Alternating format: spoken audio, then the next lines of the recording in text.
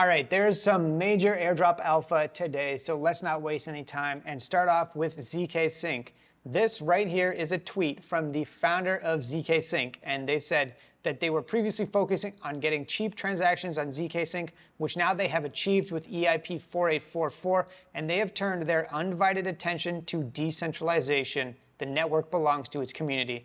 What does this mean? It means that now they are focusing on the token. I think we're going to see zkS very soon. I'm not sure if the snapshot has already occurred. There's been a lot of speculation that it happened maybe sometime in February. Personally, I'm going to continue pushing buttons and moving volume until they officially confirm the snapshot date. Next up, speaking of zkSync, if you use Al2 Bridge and use the zkSync Paymaster feature where you can pay for the gas of that transaction with a token other than ETH, then you can collect an NFT and 100 points in this Galaxy Quest. Next up, you can now go and claim your NIM tokens if you stake Dimension or DYM tokens. So this is the first actual claim for Dimension stakers. You don't actually get the token today, but you can go to this link right here, and you don't even need to connect your wallet. Just copy and paste the wallet address for whatever you're using to stake your Dimension tokens.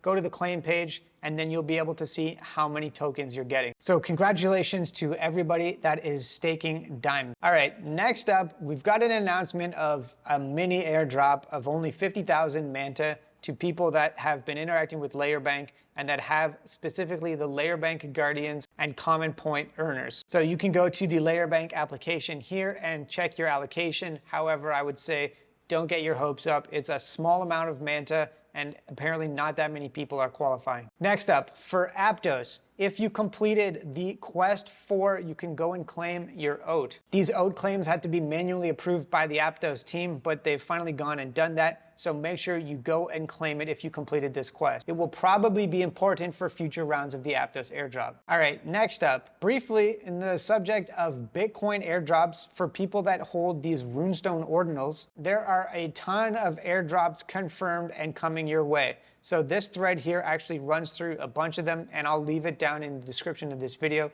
so you can check it out. If you minted or held, I think, 3 ordinal inscriptions in your wallet from the early days of Bitcoin NFTs, then you would have gotten one of these Runestone airdrops, and apparently holding it is going to lead to a lot more airdrops. Next up, a quick clarification on LogX. Yesterday, I said that the token would be claimable on Friday. Apparently, this is not the case. You'll just be able to see your LogX tokens, but you won't actually be able to claim them. Apparently, the token Genesis event has not actually been revealed yet. We don't know when the date is going to be, and they're not even going to be providing details on that until next month. Next up, on the Parcel airdrop. So this is one of the big upcoming airdrops within the Solana ecosystem. They announced a perpetual points program, which kind of sounds like a nightmare, but according to the Parcel intern, it's not. So apparently the point system will continue after the token drops, and there will be ongoing incentives. Also, they announced something interesting, which is that the Parcel token will be stakeable, and that's one of the things in my decision tree for when deciding whether or not to hold or sell airdrops. If they have utility or will earn me more money in the future, I'm a lot more likely to hold on to them.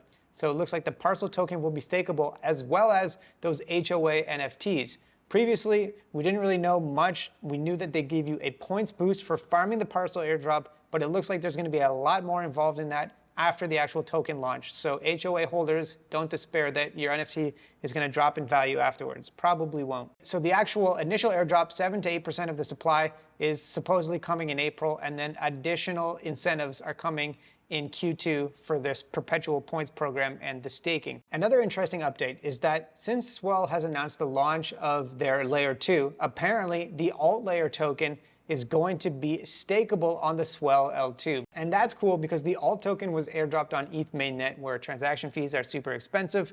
We knew that alt staking was going to be happening at some point, and apparently it's going to be happening on the Swell L2, which I think is pretty bullish. So if you're still holding on to your alt layer airdrop, stay tuned for more. Next up, apparently Justin Sun, who came in at the last second for the EtherFi airdrop with 120,000 ETH, or almost $500 million. Apparently he's going around now trying to farm all of these different eigenlayer airdrops, but now he's at it again with Puffer Finance. So prepare for max dilution, but also apparently even if you have $500 million, you're still going to be a degen and farm airdrops, which is not something I might have expected. Next up, there's an announcement from Binance. So they were teasing an airdrop. I thought maybe they were going to drop some actual BNB, but apparently they have partnered with a bunch of different projects to airdrop other tokens. And this is the list of tokens and the amount that's going to be available. Now, in terms of the actual eligibility criteria, there's a list of stuff here, including the amount of transactions, the amount of days that you transacted on the network, and so on and so forth. And by the way, this airdrop applies not only to the Binance Smart Chain, but also to the OP_BNB network. Now, one important thing to mention is that there is a minimum balance criteria for BNB. You had to have at least 0.05 BNB in your wallet at the time of the snapshot. So this reinforces that the new meta going forward is probably best to keep a decent minimum balance in every wallet you're trying to airdrop farm. For OP_BNB, however, it looks like there was no minimum balance, so that is positive. Anyways, they do have an actual eligibility checker. So you go to the website here on Binance and then click check eligibility and connect the wallet. And then it does ask you to sign a message, but not actually approving anything. Anyways, it looks like CryptoCove.eth is not eligible, even though I definitely did interact with these networks. Apparently, I didn't meet the minimum criteria of minimum balance and then number of transactions and number of days. However, you should definitely go and check your eligibility because over 100,000 wallets are a part of this.